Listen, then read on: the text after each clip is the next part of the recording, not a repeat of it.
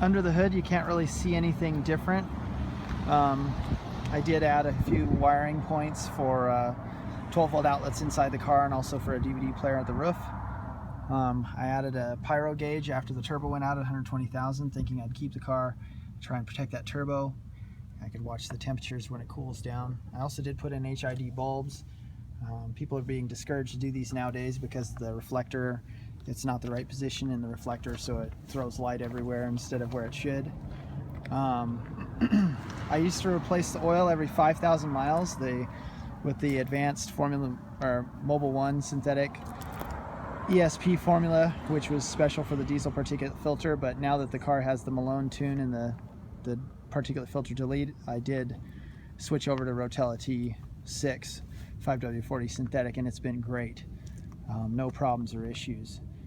It's had definitely quite a few fuel filters run through it, probably 5 or 6 over the life of it. I think that our recommendation is about 20,000 miles, and I stuck with that. The whole front end of the car came apart, and I took the engine out to do the turbo job.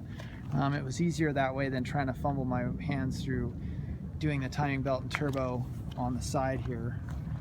That'd be a real pain in the neck, trying to get your hands in this little tiny space in between the car and the engine.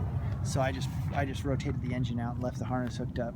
It was a lot easier to do that. It took about 5 hours to get the engine out and the whole front end off doing it that way. And I think I probably would have had 5 hours worth of bumps and scrapes and hassles doing it the other way.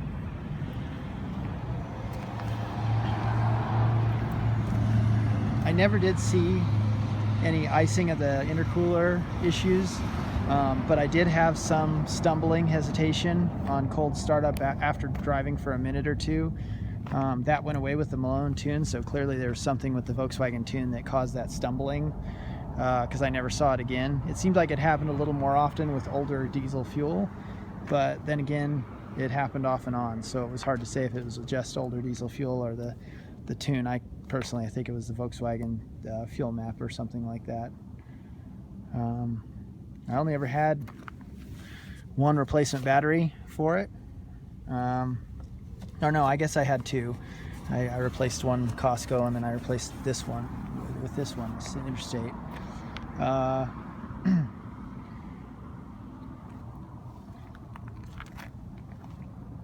Did all of the maintenance myself.